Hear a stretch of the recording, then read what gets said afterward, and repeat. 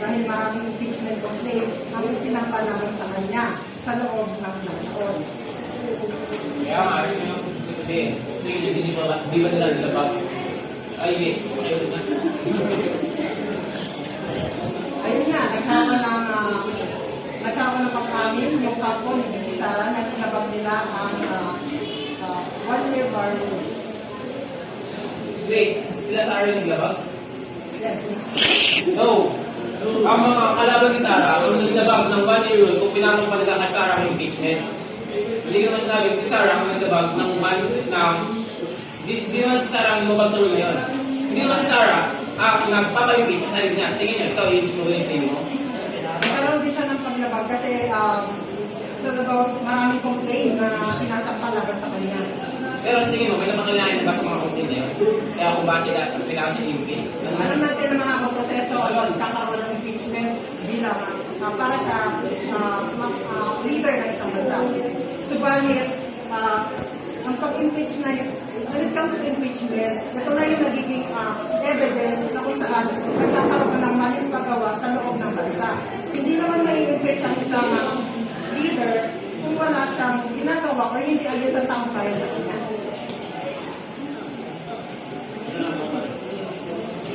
Hindi ako, actually sa sinabi mo na kapag na-impeach is may ebidensya na talagang kailangan may sa no, pero para malaman natin na may mali ba o may tama.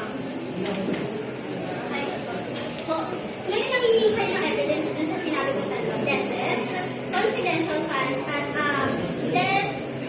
double deaths, squad, drug warrant. Ngayon ako lang una, di ba, nangihingin kayo dun sa complaint. Ulitin ko ang complaint. Bribery, fraud, and corruption, and other high interpretation of public trust. Punta tayo dun sa public trust. Public trust.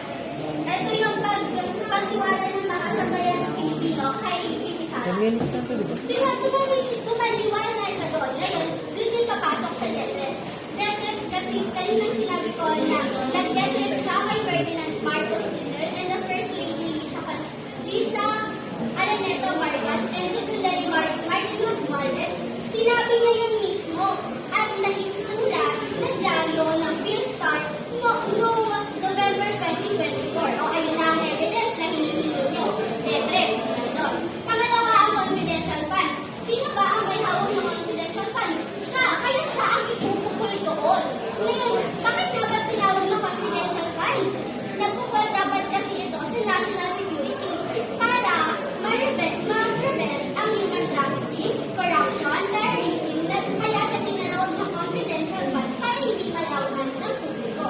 Ngayon, doon sa confidential funds na sinasabi ko na 254.898, tinawag na confidential funds.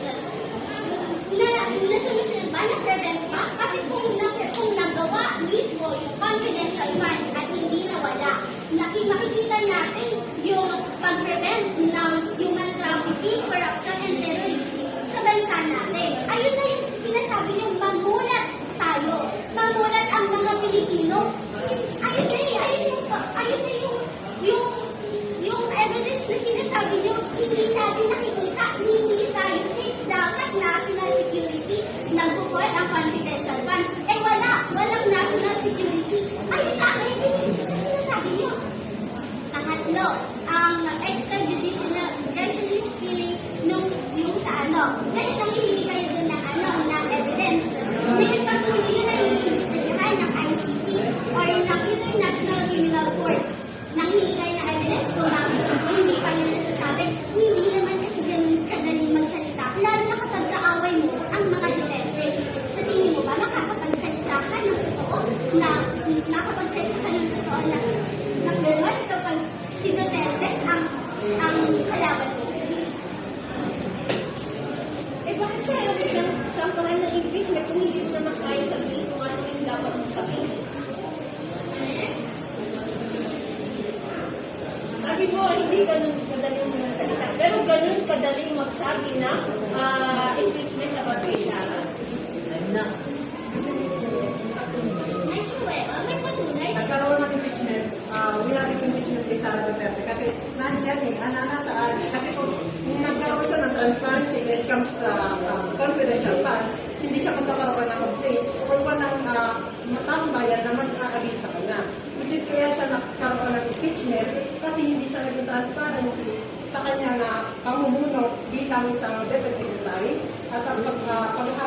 confidential funds. Kasi kung hindi yun nawala, so walang mangyayari impeachment laban sa kanya. Bakit isa lang yung investigan dito? Dapat lahat. Hindi lang isa. Alam mo kung bakit napiliin ang ating pangalawang Pangulo ng ating bansa? Sapagkat siya ang Deputy Secretary at siya ang may hawak ng confidential funds. Bakit naman natin ibibigay sa President o sa Pangulo ng ating bansa ang mga alitutunan dito na kung saan hindi niya naman hawak ang budget ng ating confidential funds. At ito ay sa pamumuno lamang ng ating VP. So bakit tayo magkakaroon ng investigasyon when it comes to the Office of the President? Why not the Office of the Vice President? Kung magkasara lang, kung may hawak ng confidential fund, kung siya yung nagnakaw, hindi mo pwedeng siya yung may hawak at may magnakaw sa kanya. Kunyari, ikaw may pera ka, ikaw may hawak ng pera. Tapos, pag nawala yun, hindi ko sabihin, meron kang pera ng buong Pilipinas, sa'yo. Ikaw isang mabait na tao, and meron nagnakaw sa'yo nun. Ibig sabihin ba, ikaw yung magbibintangan nun, kahit hindi naman ito yung gumawa. And then, sinasabi niyo pa gano'n sa mga siya. Nagawin namin threat. Nagbigay siya ng threat. Tingnan mo ba? Pag ikaw yung binigyan ng mga threat at tumulong yun, anong gagawin mo? Mananayin kita ng bahay. Hindi mo naman sabi sa mga tao na hindi ka mag-complain sa akin na ikaw yung pag-ibig papatay.